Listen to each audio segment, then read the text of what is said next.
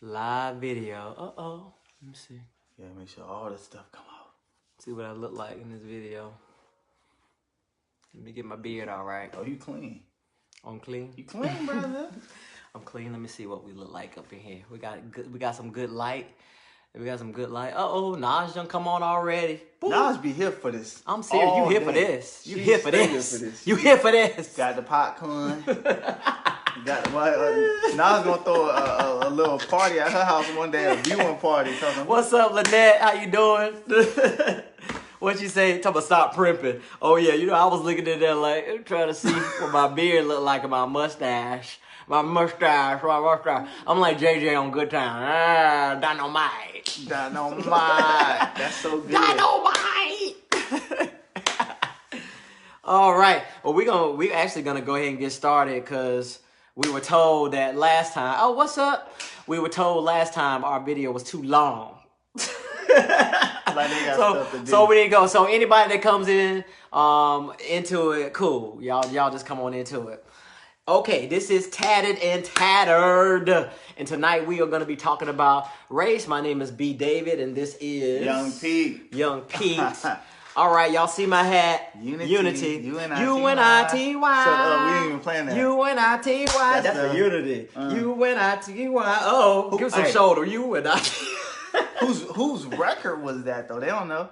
What? I know who it was. Who was that? Whose record was that? Nas. Whose record was that? You don't know just everybody. You know more than gospel artists now. Come on, now everybody need to know who record that was. Actually, we need a theme song.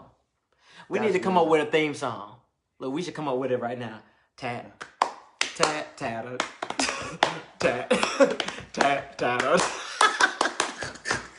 Why you playing?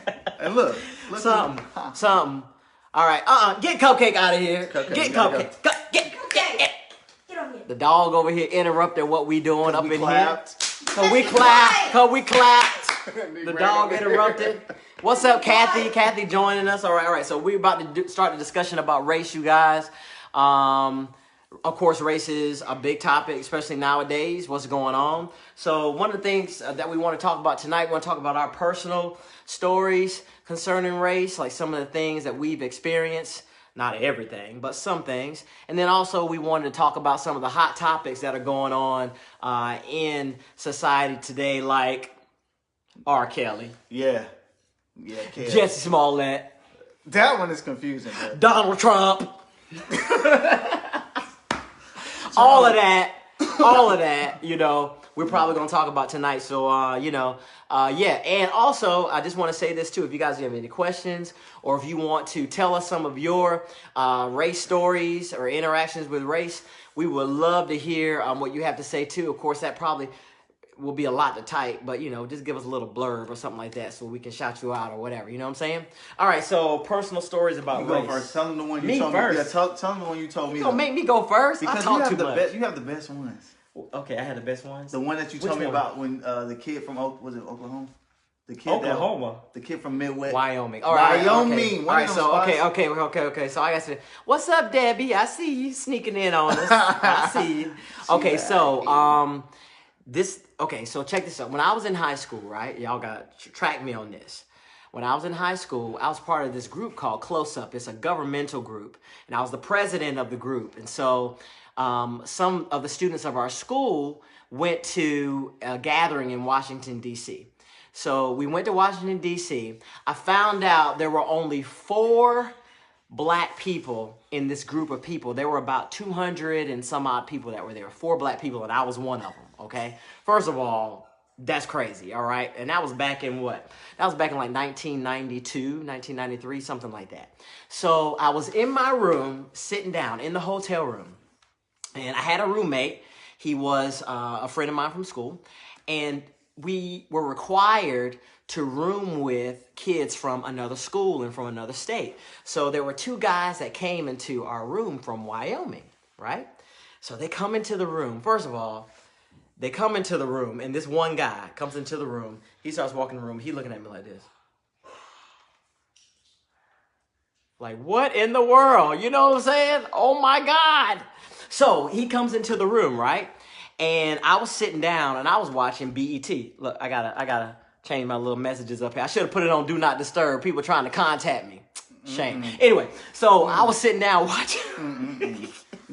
I was sitting down watching BET of all things while he walked in the room. So he sits down beside me like this, Pete. And go like this. Did you look at? I looked at him. Of course, I looked. I was like, hey, because when he walked into the room, I was like, hey, how you doing? You know, he was like, hi. So he sits down and he's like, and so then I looked over and I was like, are you okay? You okay?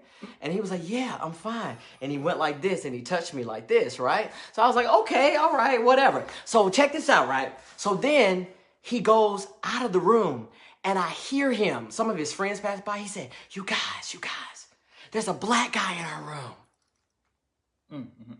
I was like, huh? I heard him say that. Come to find out, guys, this is the first time in his entire life that he ever met a black person. He was from Wyoming. First time in his life he ever met a black person. So I asked him about it, and he said, well, I got near a black person one time because I played basketball and he was on the other team. And I wanted to say hi to him, but I couldn't get near him. So listen, so he was asking me all kinds of questions, all kinds of crazy stuff, just like people in some of our circles who may not know a lot about black culture, black people, or whatever, you know, and we may think they're stupid questions, but they really don't know. So he was like, you play basketball? Do you rap? Do you rap? Like literally. Hey, listen. That's the first thing. He said something about. He told me this story. I don't want to take it all. He told me this story. He told me this story about Jesse Jackson, right? And he said when Jesse Jackson was running for president, he said there was this family in their neighborhood that people found out they voted for Jesse Jackson, right? And nobody would talk to them again. He said they kind of like ostracized them because they voted for Jesse Jackson. Okay. Bottom line is this. There are pockets of people in the United States, and I think even today in the United States, who have never met another person of color. Never met another person of color. And it was amazing being with those guys and talking with those guys. So when you have that experience with someone who's curious and they're of the other race, there's no form of racism at that point, interestingly enough, right? Because they're actually curious. You can't really be... If he's that curious, he has no hate towards something he's curious about. So, well, I think some people do have an innocence about them, and they want to know. They want to know. They really, really want to know. So with that being said, if his form of, be it difference from us, color, skin wise, is curiosity, then racism is really coming from the root of experience or just being taught like almost religion in the form. I'm curious to know where that, because I've never had that experience that you've had with someone coming. Well, of course, racism is taught. It's taught. That's taught. You know, that attitude that those people had towards those other people who voted for Jesse Jackson. That was a taught attitude. Because they don't know Jesse. They didn't sit by Jesse and touch them. And it's their perception of black people and stuff, and they've been taught black people are bad. Black people ain't no good. Black people sell drugs. Black people, blah blah blah. You know what I'm saying? And so they already had a preconceived notion about black people. So when they found out those people voted for Jesse Jackson, they were like, you out or whatever. But these kids, they really, really wanted to know. They really did. And I don't know how they were impacted. They might have had some negative stuff. You know what I'm saying? They might have, but they were genuinely interested. And check this out. When we were walking down the road, I got to tell y'all this. We were walking down the road in D.C., right? And there were some homeless people on the side. They were like, are they gonna get us? Are they gonna get us? Yo! And of course, the homeless people were. And they were grabbing me. And I was like, why are you grabbing me? I'm scared. I'm scared. You're the basketball player. You're the rapper and basketball player. That's why they had to grab I was like, bro, you grabbing on me, and I'm scared. He does everything. He plays basketball. He raps. He's a bodyguard. He knows about. Oh my God. Okay, what Naj said? It says we stopped in Butte, Montana, driving cross country. Hold on, let me see. And the people in the restaurant looked at us like we were crazy, and no one waited on us for the first 20 minutes. Right. Oh. So Okay. What about you? What? My situation, I'm not proud of it. I had a situation where I was playing with an artist and country artist, name is Edwin McCain, great guy, awesome guy, and we were on a tour bus, but I was the only black person in the band. Plus, I was the youngest too. Mm-hmm. And at the time, at that era of my life, I was watching. This is when that reality show Run's House came out. All right, whose house? Run's House. It's actually really good. I liked it. You know, it was really. Yeah, they be cooking some good food. Yeah, it was our reality TV Huxtable family. Okay. It was real good. You know, so that wasn't that long ago. It wasn't that long. Early 2000s. Run's House. Run's House. So I'm watching it. We're on a tour bus. Mm-hmm. I'm the only black guy. I'm the youngest black guy. Mm-hmm. So I'm just amongst them. But everybody, you know, you have the living room in the front area tour bus, then the bunks. Mm-hmm. In the middle, and then the back was just like another lounge. Yeah. So more times than not, I'm in the lounge. This time around, I get up early and I'm going into the front, and I'm going up there. There's a TV up there. It's just me and the actual bus driver. He's good people, so I'm watching what I like to watch. Mm-hmm. I put on the DVD. I turn on Run's House, and I'm watching it. One of the gentlemen comes up, and I guess now everybody's sort of gathering in the front. So 2 people are up there, and I'm up there watching what I've been watching the whole time before anybody gets up there. Then he stops and he stands and he looks at the show for a little bit. Then he just makes a comment. He's like, "Who watches this?" So you remember you were watching BET, Buddy. Hundreds of thousands of people watch it. Yeah, but and I was young. I think I might have been like 25 at the time. What'd you say? Who watches this? What you say? I was like, I watch it, you know. And at the time, that was why he asked that. I think he was being sort of passive about his I guess disdain towards that type of culture. Well, how you know he just didn't like it? Because he didn't watch it long enough to even give it a chance. He just saw a black family on TV, and I was actually engaged and. He couldn't. It wasn't one of those shows where everybody can come and sit down. Okay, I have a question for you then. So, how did it feel? Like you say, you were the only black person up there. I mean, how did it feel? How did it feel traveling with a lot of white people? I was cool with it. I was cool with it because You were cool with it. Did you feel like you had to do some extra stuff? What? No. You didn't? No. You were just totally yourself? I had a shirt that I don't know what was wrong with me. I had a shirt that I made at what's the name of the place where you make shirts and they Bang On. Bang On. Bang On is it's a franchise. Custom shirts. Bang On. Bang On. Bang On. All right, Bang On. Custom shirt. So I had a shirt that said Young Rockstar. Okay, yeah. And it pointed at an arrow that pointed at me. Yeah. So I wore stuff like that. So you weren't afraid to express still me. Your blackness. Man, listen, I was. Well, you know what I want to talk. What about churches and stuff? But I ain't tell you what I did though. Okay, go ahead. So Buddy said what he said. I'm jumping the gun. He got to finish his story. I'm sorry. This is why I said I'm not proud of it, and this is where if he watches it, forgive me, I forgot his name, but he's made the comment and he pretty much said it really slick, so I let that go. And all of a sudden, I remember he made one more comment, and I'm not going to lie. I don't remember what the second comment was because I was trying to black him out or black out the situation. What did he say, Pete? I don't remember, but it was something. I'll say this much: it was something that had me get up, and I choked him. Wait, what? I choked him, and I wasn't proud of it. Wait, hold on. See, now it's getting, look, it's getting good now. What did he say? He couldn't say that when I was choking him. What did you say to make it? Wait, hold on. You jumped and started talking. What did he say? You don't remember what he said? I blacked out because... You blacked out? Yes, because I already felt... Listen, no, because I felt offended, but I was immature. Wait, it was something racist that he said? It was alluding to, again, the racist statement that was like, who watches this? When somebody says who watches this, and I'm already the minority. Now you push me out of the screen? Hold on, I want to let y'all know, this is Mr. Calm right here. No, but Mr. Calm. Listen. Boy, he must have said something to round you up. But I think he must have said something that pissed you off. No, but I think in my immaturity at that time, I was offended. He had something that... Come on, you jumped up and blacked out and choked him. Listen. I was already on the verge at the first statement when he made that. Oh my God! When he asked that question, I was on the verge. But what happened was that happened. It happened so fast. There's nothing I'm proud of, but it happened so fast, right? And I look back on it. This guy, bro, you are so TMZ right now. Go sit over there. Look, everybody, I'm back. So I look back on it and I was wrong. Man, camera. Boy, No. you crazy, man. Go No, ahead. but I look back on it. You crazy. No, I wasn't crazy. Listen, you know, I was You calm. are my road dog. You know that, right? You my road dog. I'm gonna take you everywhere I go. Yo, No, Pete, I was Pete, calm. Pete I gonna was choke calm. y'all. Pete gonna choke you. No, we don't choke no more. This hands He gonna choke you. They're holy hands now. They're holy they hands. holy. Yes. I worship with these hands. I don't do all that other stuff like I used to. They holy hands. They're holy. Them holy hands will get around that neck too, won't they?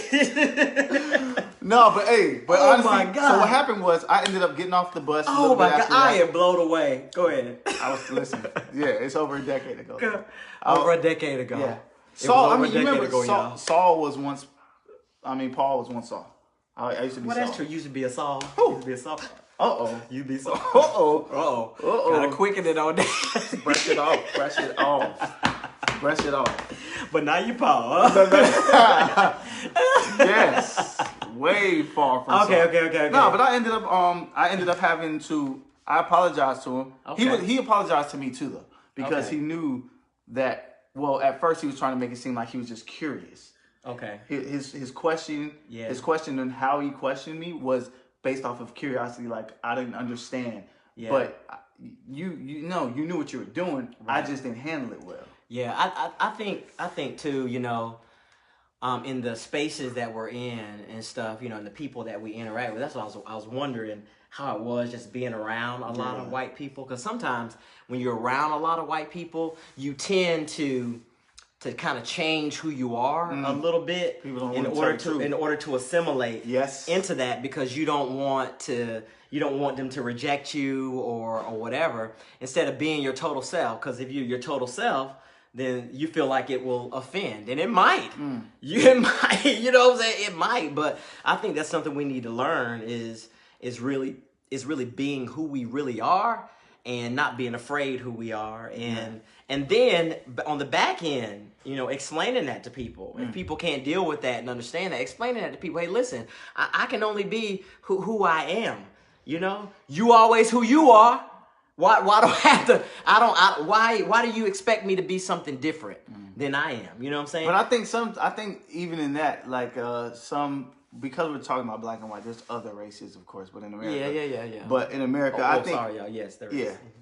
But I think that they're a little bit. Sometimes the white race could be uncomfortable as well, even Yeah. though they're showing, or I guess perception says that they're looking comfortable. They can. I think they're more uncomfortable than we are. Yeah. A lot of times.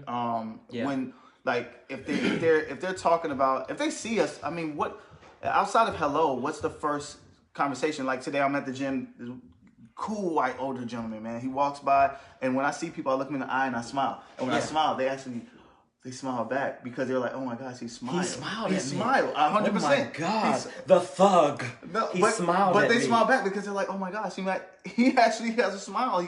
And they smile back, and I'm cool with it. But then the guy walked past, and he thought I said something. I said, "Hey, how are you doing?" He said, "Good." And then he walked past, and he thought I said something else. I didn't. But what he did say was, "Hey, did you see the game?" Okay, yeah. basketball He started talking game. to. The first thing he talked about was a basketball game. Yeah. But He needed to find something to relate to you with, and he felt like, okay, he looks like he plays basketball. But you should have seen him because he has tattoos and he's tall. And you should have seen him searching when I said, "What game?" I was like, "What game are you talking about?" No, the Duke, because he had a North Carolina shirt on. He said, "The Duke and North Carolina game." Look, the first thing. Hey, okay, did you see the stock prices today? That ain't gonna be the first one. That ain't gonna be the first one. If we know what we can ask that too. But listen, it's gonna be. Did you like what happened at the Super Bowl? Hey, but when I tell you he was searching for a long time because I was like, no, I didn't see the game.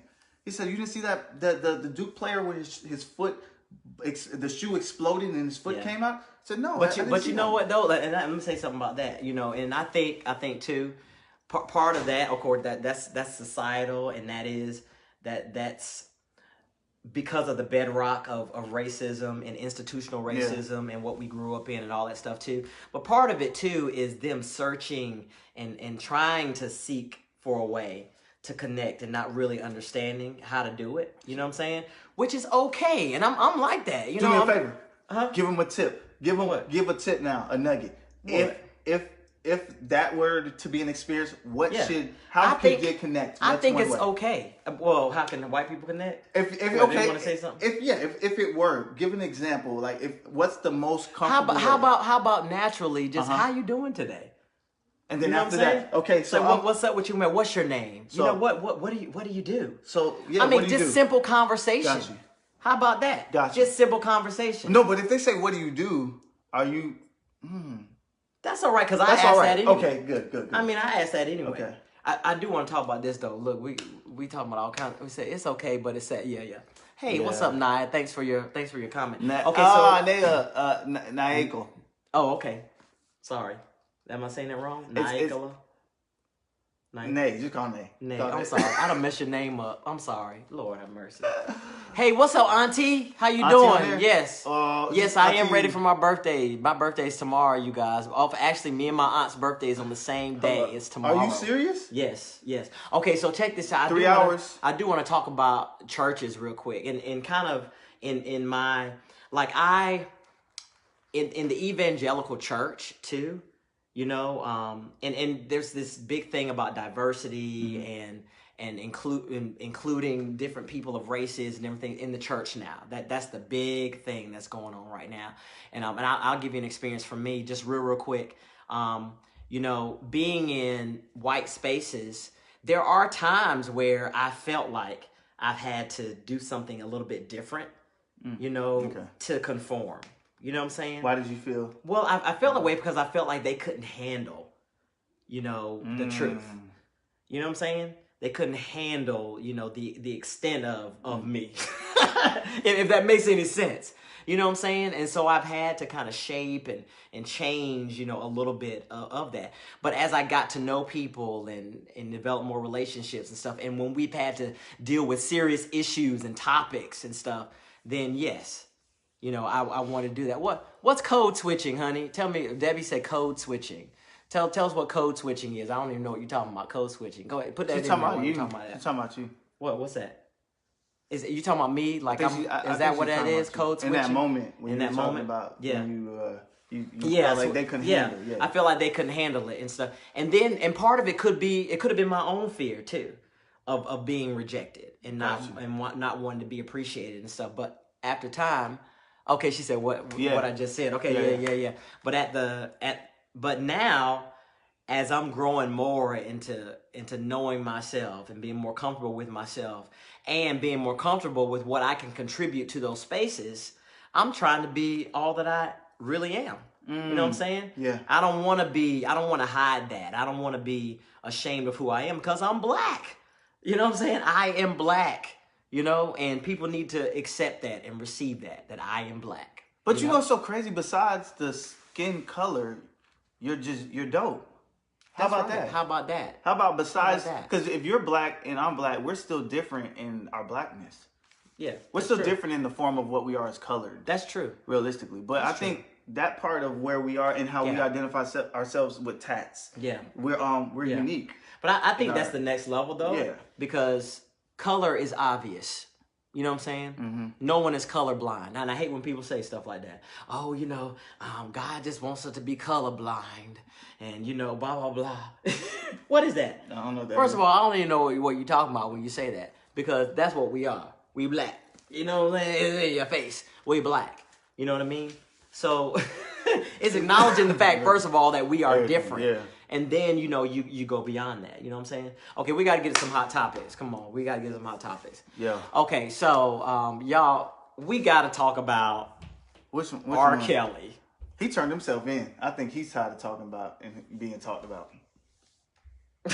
When you turn yourself in, I think you're just tired of being talked about. I honestly, wait. I honestly think, and I was telling my wife this, y'all, I honestly think that he's tired. He's tired. He's tired. Ain't enough liquor in the world. I think that he just turned himself in. And well, he had to turn himself in anyway because of the videos and stuff that they saw and stuff like that. But I think that when you look at R. Kelly, he just looks bad. Exhausted. He looks like he just been going, been doing all this crap for all of these years. It's time for me to go to jail. That's what I think. You know what? It's time. It's a timeout. But I have to say this though. Listen, I remember, And there are a lot of stories and stuff out there about when this first happened, when those videos came up, and people were saying, I don't believe it. I'm gonna still support them. You know, these girls are lying. They don't know what they're talking about. And no one would believe these girls that they were being prostituted, that they were being held, you know, captive in these houses and stuff. And did y'all see that? Did y'all see that special about the R. Kelly special? I forgot what it was called. Did y'all see that special? Yeah. OMG. Yeah. Surviving R. Kelly. OMG. That thing gave me chills when they were telling those stories. But when I heard the stories of the people saying that they couldn't believe he did it, I started thinking about us as a people and how we've been oppressed for so long, and over the years and even now, we don't really get recognition, and we don't really get the honor that we deserve as a people. We really don't. You know what I'm saying? And so when we see somebody like an R. Kelly become successful, I mean, come on now, R. Kelly, the music he was making, and I mean, at the top of his game, you latch onto those people because it's like they represent you. Yeah. They represent you. They represent success. They represent us succeeding. You know what I'm saying? And so it is difficult in the beginning. You know, it's difficult if you hear something like that because you're like, man, I mean, come on. No, why did you do this? You know, I mean, you don't want to believe it because it's like, come on, you represent us. Don't do this to us. Don't do this to us. But making decisions like that and thinking like that has a direct impact on race and just everything that we've experienced, you know, overall. And I to attest to what you're saying, to add to it, I believe the music industry doesn't help at all.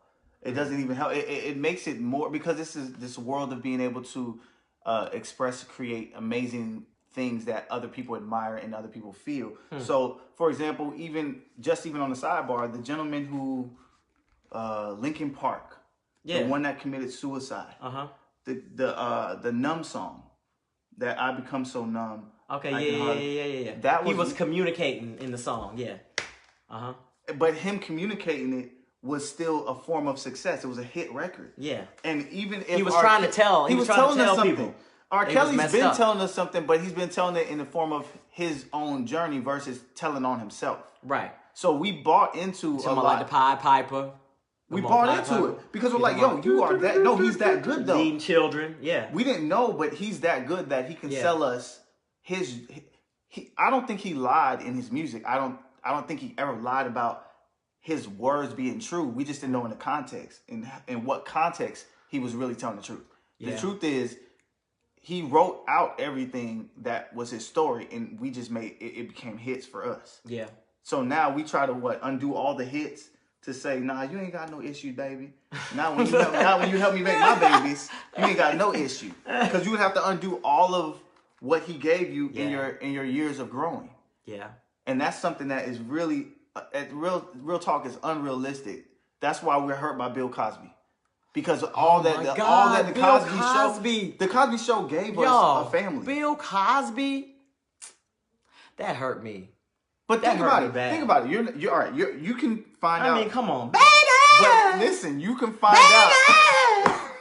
Baby. You can find out. Listen, you can come on. Now that episode was the funniest ever. Listen, everything. But what you're saying is everything that you got attached to is what you have to undo. But Kathy, you said people ignored and ignored it because of the music, right? That's right.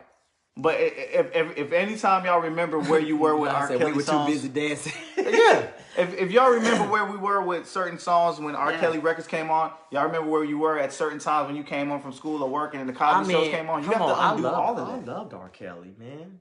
It's so sad, man. Okay, we gotta switch. Jussie Smollett. Listen, you gotta switch fast because he turned himself in from the beginning. Jussie Smollett. Did Jussie turn himself in? He had to turn himself in. Hold up, they didn't get him. He just turned himself in. He had to turn himself in. The grand jury indicted him. They had a warrant for his arrest. He had to turn himself in. $100,000 bond. So is there anything that's being tampered with in his whole situation, or is everything being? Because I feel like there's some stuff. So we heard about the $3,500. What part? What's the update though? Okay, the update about the $3,500 is that it was really for the trainers in training. But still, come on now. Don't say they but both. still. come on now, come on y'all. Two black guys that I found out they were born here. First of all, people could keep saying they're from Nigeria. They were actually born here. I think their parents are first generation Nigerians. Two big black guys wearing MAGA hats, shouting, "Make America Great Again." Yeah. Put a noose around your neck. I didn't think they were black when they first came out. The story came out. I didn't think they were black till I saw it. And listen, and that whole thing that happened with the police chief and superintendent and all that stuff, how they detailed all that stuff out. First of all, they shouldn't have done that. They really shouldn't, because they normally don't do stuff like that. But they felt like they had to. They pushed back on him. They pushed back on everybody, on the media, on everybody that was talking about it. They pushed back on it and was detailing every single thing about what he did. But see, this is the thing. This is the thing that I don't get. Because see, I cannot believe that all of this is true, first of all, that Jesse really, really got attacked. Is his name Jesse or Jesse? Jesse. It's Jesse. Got you. It's Jesse. Yeah, Jesse. It sounds like Jesse. No, yeah, Jesse. Because his name sounds like a lot. Jesse. Yeah. Jesse. It sounds like an in-between. It's David's ambiguous. daddy, Jesse. It's Jesse. It's Jesse. It's Jesse Smollett. Jesse. Okay, listen. First of all, let me say this. God bless you, Jesse Smollett. If you even see this, or anybody associated with you see this, man, we are praying for you, definitely. Yeah, 100%. But that whole thing, guys, I just don't get this whole noose around the neck. Come on, y'all. This noose around the neck thing, you faking this thing, this noose around the neck, the pain that's associated with such a symbol as the noose.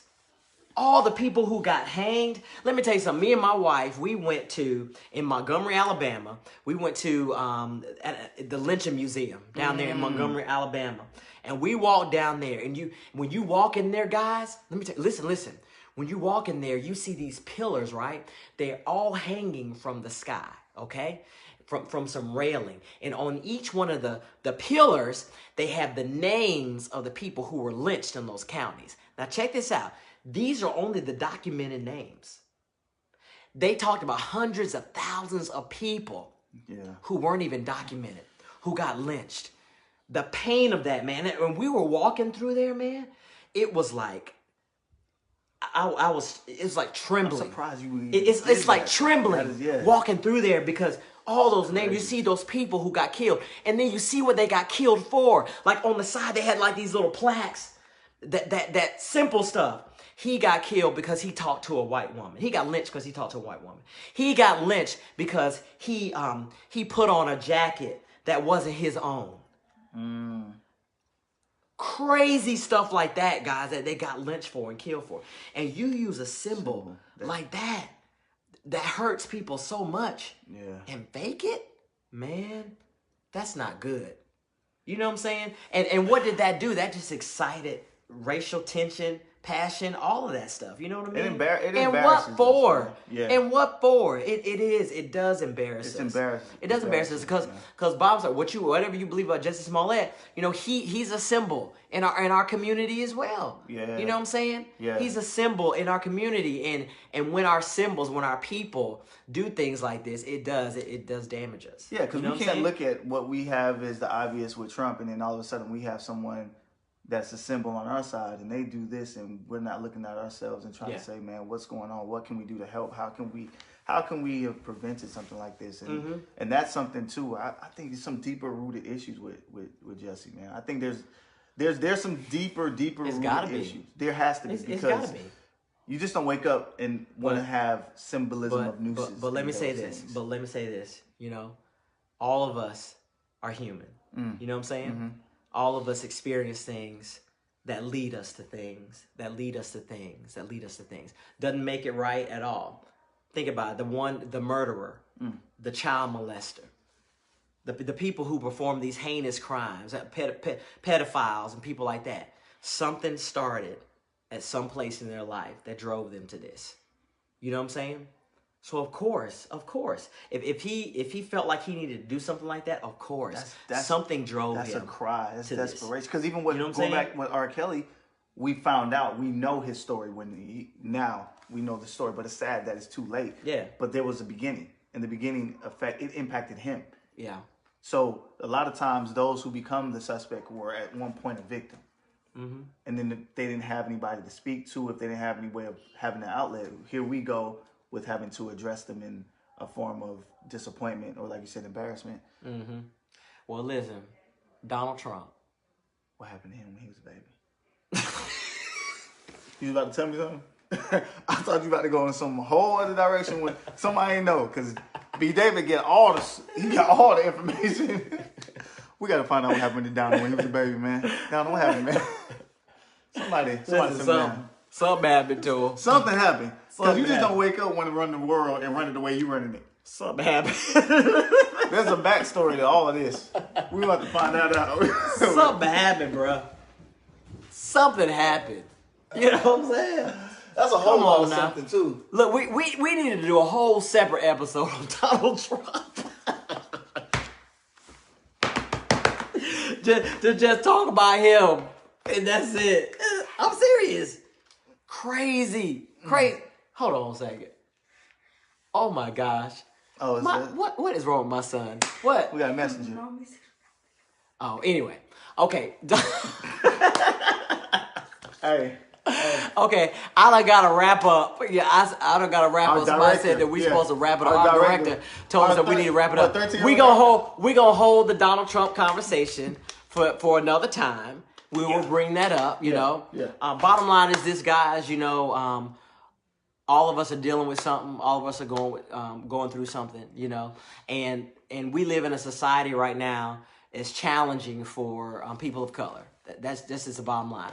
A lot of progress has been made. It's obvious that a lot of progress has been made, but there's a lot more that needs to be done. And in order for us to progress even more, we need to have tough conversations. We need to confront issues. We need to be honest with ourselves about what's going on here. Feel me? Tough conversations for a tough generation. Yes. But show love. That's the soft spot. Show love. Uh-huh. Show love. Gotta love it. Show love. So with that said, the ending. All right. He who has ears to hear, let him hear. Hey guys, peace. Take care. We love y'all.